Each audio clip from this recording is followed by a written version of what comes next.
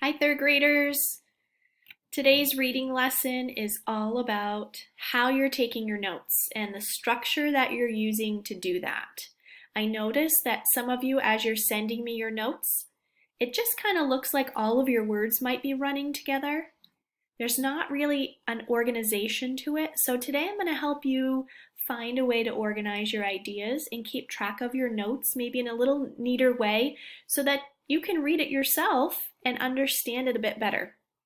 So I'm going to start today by teaching you about two ways that you can organize your notes. Okay, the first way my class has seen me use quite a bit, it's called boxes and bullets. Boxes and bullets is just how it sounds. You can either have boxes with the topics in them and a bulleted list down through, or if you are like me, I don't like to have a lot of boxes on my page. I just like to make a list with bullets. So I'm going to show you what mine looks like. So if you look at my subtopic 1 from the other day, it was body parts for elephants. And what I did was actually start taking notes using the boxes and bullets format. I had right here the word ears because I was going to take notes all about their ears. So what I did was I wrote ears. That's kind of like a box. I could put a box around it if I wanted to. That's why it's called boxes and bullets, but I don't have to. And then after it, I'm going to list some things that I learned about their ears. Like the first thing was they cool off by releasing heat. And then I put a bullet for the second one. They have excellent hearing. I also learned that they have lots of veins in their ears. So I'm going to add that with another bullet on my list. And I'm going to write lots of veins. So you can see that I added another bullet to my list right here. And then I went on to the next part, tusks. They're used to dig for water and roots. Now when I learn the next part about tusks, I'm just going to make another bullet right here, and I'm going to keep going. I'm going to do the same thing with trunk.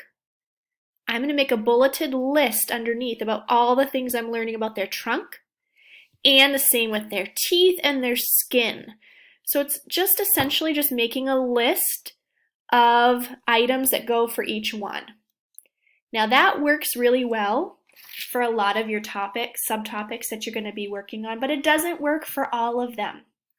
So for example, my next subtopic that I chose was life cycles. I was going to tell about the life cycle of an elephant, but just doing boxes and bullets didn't seem like the best way to organize it to me. So I'm going to use a different strategy and a different format instead of boxes and bullets. So this one is just, it's called the sequential order. And all it is putting things in number order. So some of your subtopics, if they have to do with things that go in order, you can use the sequential way to order your things. So I'm going to turn my camera so that you can see my notes as I write. Okay, so here's what I have so far. Let me let it focus here for a second. There we go. Okay, so body parts again. This is where I use my boxes and bullets. It's my list. But over here for the life cycle, I really think it's going to be best if I go in sequential order and I just number them.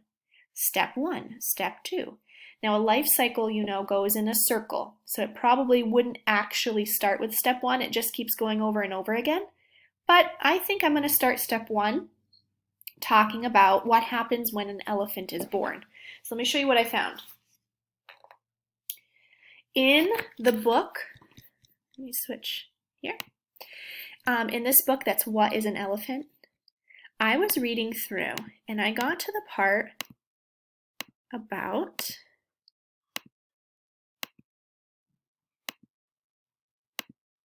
mating, which means having babies. So what I wanted to do is find some information about when babies are born and maybe how long it takes for them to be born, how many babies does an elephant usually have. So I read all through this and I got down to here and I saw it says the baby grows inside its mother's body for 22 months. That's almost 2 years. And I thought, oh my goodness, that's a long time. So that's probably how I want to start my life cycle.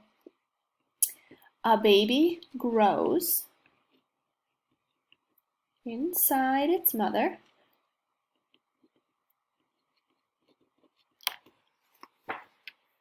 for 22 months before it's born.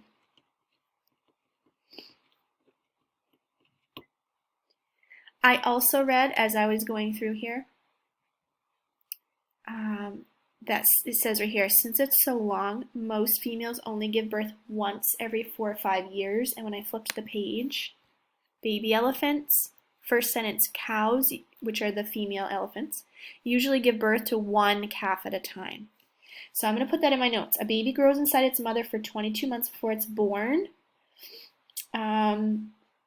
Usually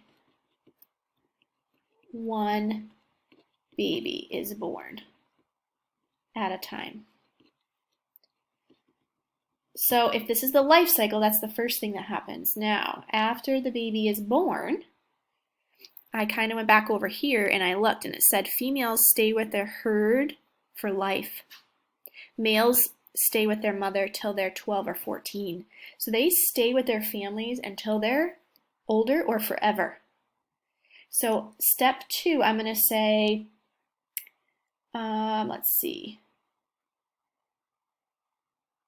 I'm going to call them young elephants. I was going to call them kids, but I guess that's not the right term for an elephant. Young elephants, and then I'll write female, stay with herd for life.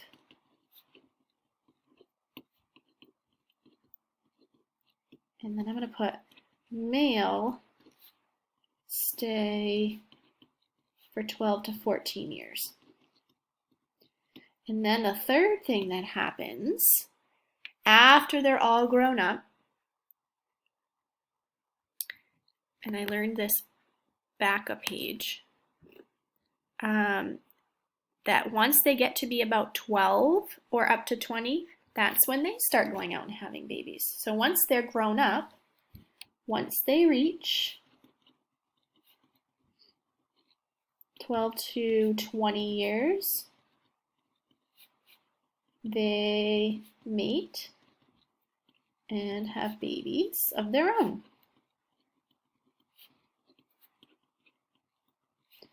And then I read in my other book that I have here that their lifespan is up to 70 years. So after they do that, they stay with their herd and they can live up to 70 years. Live up to 70 years.